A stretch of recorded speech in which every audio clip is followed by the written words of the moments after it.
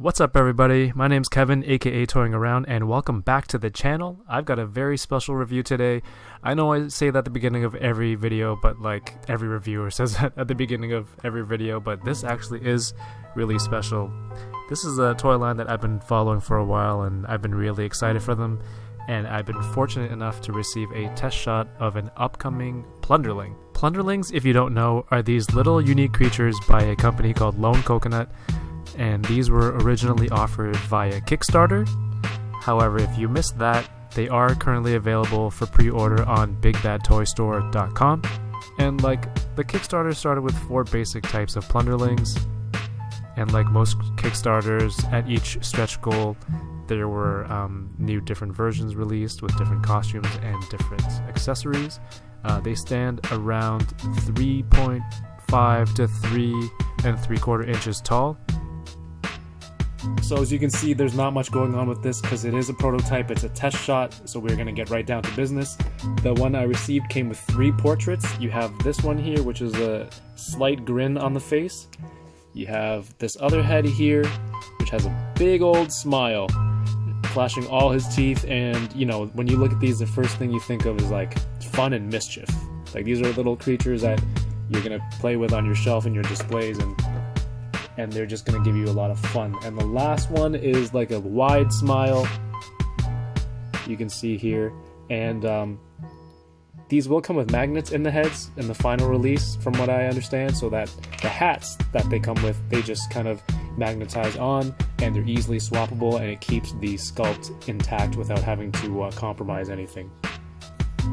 Now, the test shot I received also came with swappable hands. The figures that you can order from BBTS, or if you're on the Kickstarter, will all have swappable hands as well, and they're mostly interchangeable between different Plunderlings. However, you know, they have different colors. There's blue ones, there's gray ones, there's green ones, so you just have to be cognizant of which one you're changing it to. The body itself, like this tiny little figure, feels solid to me. This is a test shot. I don't know if the final product will be using the same material. It's a hard resin, I think. There's a ball joint inside on the disc, so that allows for a lot of range of motion here. And since they're going to be shorter than a lot of characters, if you pair them with like a 6-inch scale toy, they're going to be looking up a lot. So that gives you a pretty good angle on which way you can look. And you can have them looking in all these different directions, so it's not just a static vanilla pose. You can have them creeping and hiding behind things, looking around corners. So, you know, that articulation right there is awesome. The shoulder goes all the way up this high, and it has this much range in its elbow. I know this is pretty basic for a review. Seeing as how this is a test shot, I'm pretty confident when I'm handling this figure. Like, it feels solid, none of the joints feel weak or that I'm going to break anything, so that's crazy. You got the hinge here on the wrist, plus it also turns.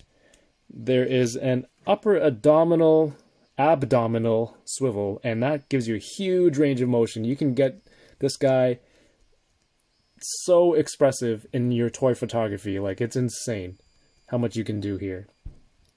Same with the other hand, we don't need to review that. These are the joints that you're working with in the leg, and there's a great range of motion here.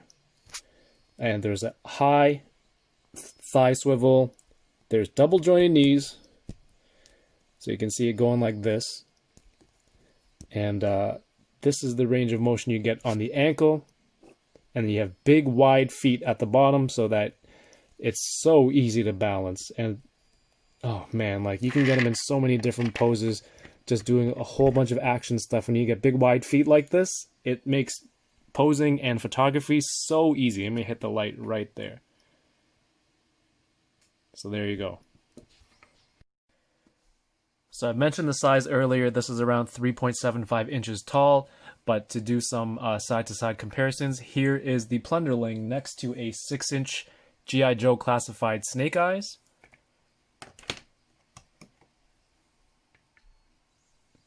Here it is next to a Mythic Legion Goblin. Here he is next to a Mezco Clan of the Golden Dragon something. Here he is next to a Mezco body Here he is next to a Mezco collective. Here he is next to a Mezco 112th collective ninja. Here he is next to a Marvel Legends Hugh Jackman Wolverine. And here he is next to a Star Wars Black Series Anakin Skywalker. So overall, I have to say, like, this figure is just so much fun. I was sent this test shot so I can just get some photos and get some quick reviews in. I do apologize that it's taken so long. I had one before, but I just felt like it wasn't up to par, and I wasn't fully able to talk about all the things that I like and didn't like. But now that I've had a little bit more time, you know, I've been really busy with the channel and whatnot, I've been able to sit down and put my thoughts together on this. And this figure is actually just truly incredible. If you think about the potential for toy photography and getting quality images, look at the sculpt on this and the design. The design, they're a new Kickstarter company, but I feel like this product, they really knocked it out of the park. This little goblin-like creature can basically fit in with so many different lines. You can have him doing so much stuff. The first thing I thought of was I could see this little guy in the Muppets kitchen diorama, maybe stealing some food out of the fridge. You know what, I have a few shots that I can put up at the end of this video, and it was just a blast putting it together. You can have them in any different setting. You can have them like a real world settings with some sort of magical element. You can have them in the woods here, like I have with these paper mache trees. And you can really just, it's a very versatile toy. So if you got into the Kickstarter, you know, congratulations to you for supporting the company. If you're interested in getting these, they are still available at Big Bad Toy Store, so I can put a link below. Please do not forget to follow Plunderlings on Instagram. They are at Plunderlings. And of course, if you're there, let them know. Leave them a message that you found your way there from the Toying Around YouTube channel and review. Check out Big Bad Toy Store. There's so many variants. They have like different pirate motifs. They have magical motifs and little savages and gnomes, gnome-like costumes. So it's very cool. It's a very cool brand. Check out Plunderlings, please. And thank you for watching. If you like this review, if you like this figure, go ahead and leave a thumbs up at the bottom. Leave me a comment. Let me know what you think. If you're already supporting this Kickstarter, go ahead and let me know as well. And if you're not subbed already, please go ahead and sub with the notifications on so you'll be reminded every time a new review comes up or when I do an unboxing Thursday. Thank you for watching and keep toying around.